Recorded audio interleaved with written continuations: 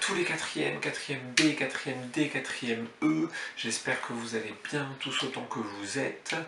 Et surtout, continuez d'être motivé, continuez d'être déterminé, continuer de jongler entre le travail, les petits moments sportifs, les petits moments familiaux.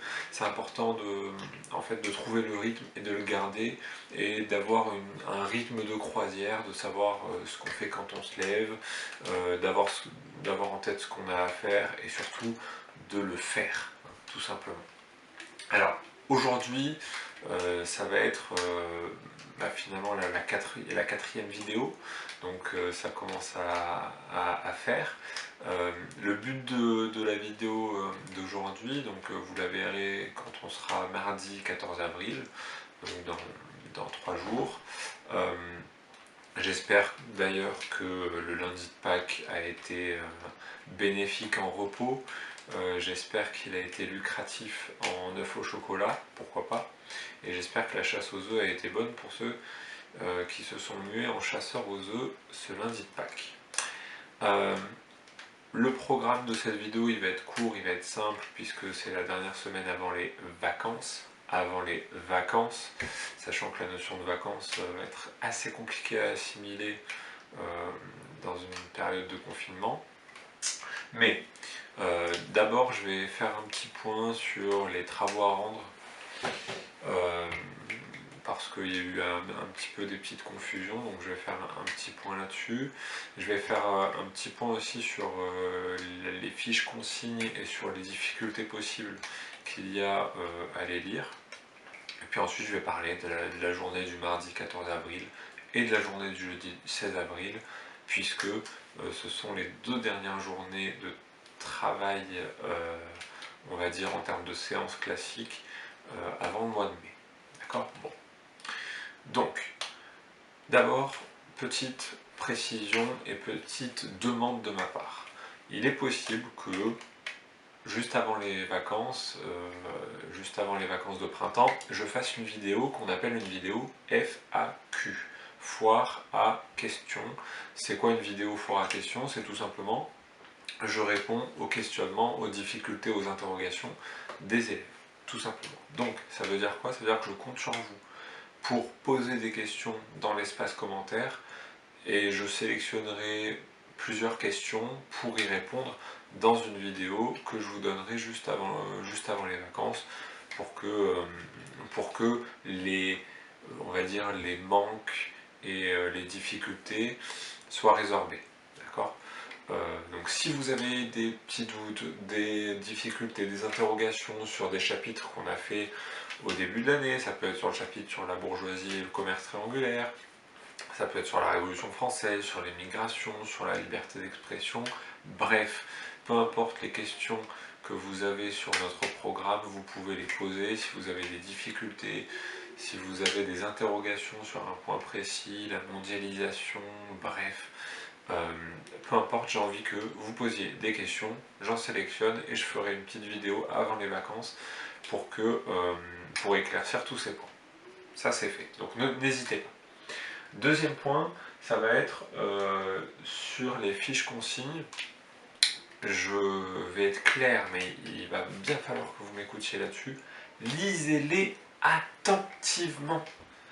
Je pense qu'il y en a qui lisent les fiches consignes en diagonale et qui du coup vont poser des questions par mail auxquelles vous auriez pu répondre vous-même en lisant la fiche convenablement. D'accord ? Donc la fiche de consigne, vous la lisez de A à Z. D'accord ? Et n'oubliez pas, regardez s'il n'y a pas une page après à chaque fois. D'accord ? Donc lisez-les attentivement, j'ai fait un code. Donc vous voyez bien que quand je surligne quelque chose en jaune, ça veut dire que c'est quelque chose qu'il faut faire dans la pratique sur le cahier. Je vous indique un petit peu où écrire, etc. Donc à mon avis, tout est clair. Il suffit de lire la fiche consigne attentivement. Sur les travaux à rendre, l'évaluation dans un contexte comme ça, elle n'est pas facile. D'accord ? C'est pour ça que, à la fois, moi, je suis là pour essayer assidûment de corriger vos travaux, et vous êtes là pour me les rendre dans le délai imparti. D'accord ? pour mardi 14 avril, puisque je n'avais pas pensé au fait que effectivement lundi 13 avril c'est le jour de Pâques, et que donc c'est férié, et que donc on sera éventuellement occupé à manger des œufs en chocolat. Pour mardi 14 avril, je veux deux choses. Un développement construit qui répond à la question pourquoi les hommes se déplacent aujourd'hui dans le monde. Introduction, développement en plusieurs parties, conclusion, développement en plusieurs parties. Et le travail de MC, là aussi divisé en plusieurs paragraphes, indiqué sur la fiche consigne de la semaine dernière. D'accord? Donc, deux travaux. Les consignes sont claires, vous me les envoyez par mail et ça va aller, tout simplement. D'accord? L'important dans une période comme ça, c'est juste de me montrer que vous êtes assidu, d'accord?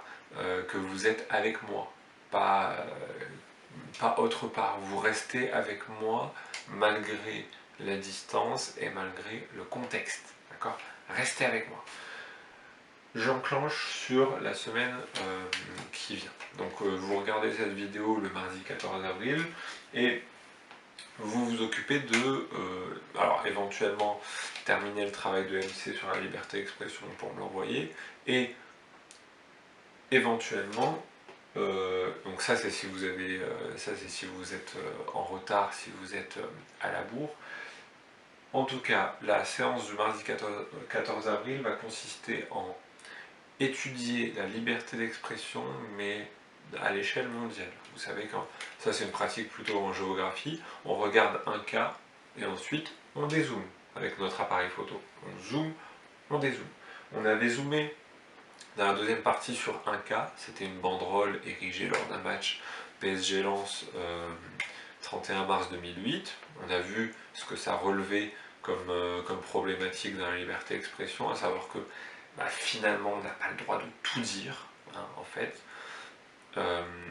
Et donc, une fois qu'on a étudié ce cas, on va dézoomer avec notre appareil photo pour voir ce qui se passe dans le monde, et notamment une carte, puisque je vous ai mis une carte sur la fiche consigne, une carte qui s'est intéressée aux pays qui connaissent des difficultés d'un point de vue de la liberté d'expression, où il est difficile de s'exprimer librement, et des pays où il est plus facile de s'exprimer librement. Donc il y a des associations qui font des classements de où sont les pays où on peut s'exprimer plus librement que d'autres. Par exemple, Reporters sans frontières est une association comme ça. Donc, je vous pose des questions, vous y répondez et vous rédigez la trace écrite. N'hésitez pas sur la trace écrite à écrire les mots en rouge, les mots les plus importants, je compte sur vous. Jeudi 16 avril, vous allez vous occuper d'une analyse d'œuvres d'art. Ça, c'est quelque chose que vous connaissez. C'est quelque chose que vous connaissez, vous savez faire en 3 parties, vous savez qu'on doit présenter l'œuvre d'art, qu'on doit décrire l'œuvre d'art précisément. Ça veut dire que s'il y a un chat sur l'œuvre d'art, on dit il y a un chat. Là, au deuxième plan, je vois un chat. Et enfin, on interprète le message de l'auteur. C'est un petit peu la chose la plus compliquée, vu qu'on va à un degré limite philosophique parfois, pour voir un petit peu quel a été le message de cet auteur. Donc nous, cette année, on l'a fait plutôt avec du street art. Là, ça va être un peu différent. Je vais expliquer rapidement. Vous allez étudier une œuvre d'art qui s'est inspirée d'une œuvre d'art connue, célébrissime dans le monde entier, sans doute une des œuvres françaises les plus connues dans le monde après bien sûr la Joconde, c'est La liberté guidant le peuple d'Eugène Delacroix. Donc en 1830, Eugène Delacroix peint ce tableau en référence à la révolution de juillet 1830, donc lui il peint en octobre 1830 pour une révolution qui s'est passée en juillet 1830, et donc il peint en montrant un peuple parisien en colère, une Marianne qui érige le drapeau bleu-blanc-rouge, le drapeau bleu-blanc-rouge qui est un symbole de la Révolution française de 1789, mais bon, vous allez voir que la France connaît plusieurs révolutions, le peuple français est un peuple foncièrement révolutionnaire. Une Marianne donc, qui érige le drapeau bleu-blanc-rouge. Donc on voit au premier plan des hommes morts, hein, parfois même dévêtus.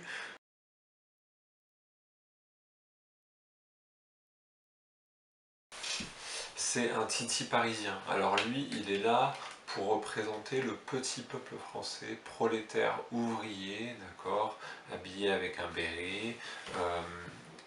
Voilà, il est là pour représenter cette colère ouvrière, cette colère populaire du petit peuple français, alors que dans ce tableau, il y a également des bourgeois, parce que Eugène Delacroix, celui qui peint le tableau, est un peintre bourgeois qui peint pour ceux qui gouvernent généralement, puisque les tableaux de Delacroix sont achetés par ceux qui gouvernent.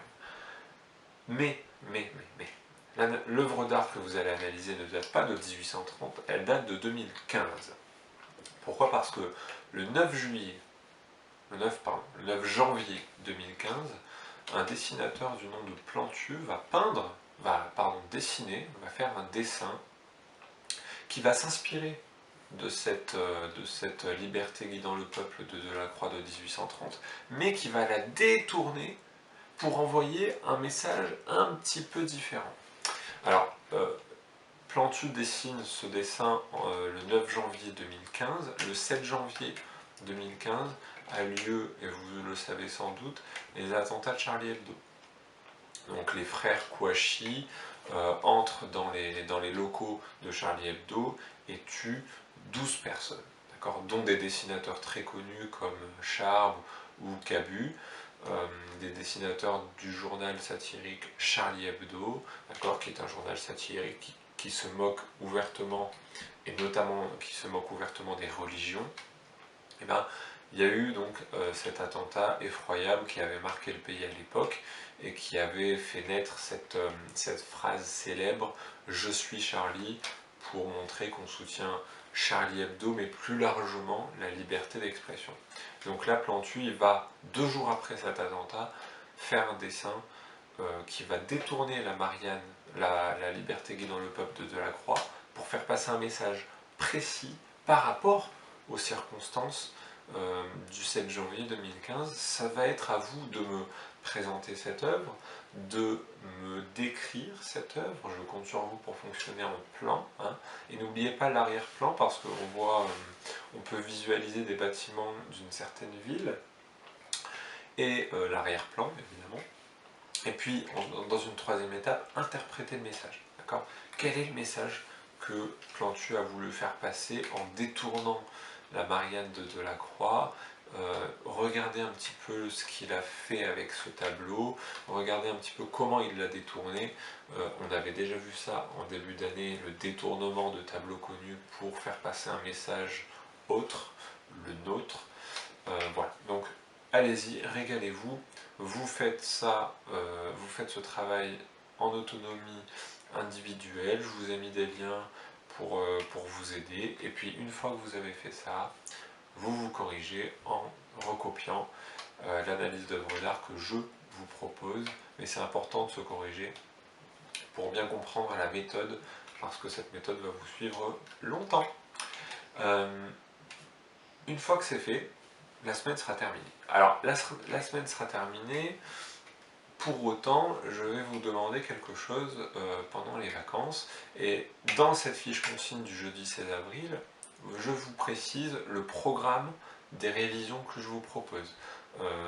Ce programme de révision, vous pouvez ne pas le respecter, d'accord? De la même manière que quand un médecin donne une ordonnance à un patient, le patient peut ne pas respecter l'ordonnance. Bon, c'est tant pis pour le patient, j'ai envie de dire, mais en tout cas le médecin il aura donné son ordonnance pour que l'angine se soigne et ne s'infecte pas. Donc moi c'est ce que je fais, je vous donne une ordonnance. Le programme de révision, il est assez simple, je vous demande de le respecter. Alors vous allez le voir sur la fiche consigne.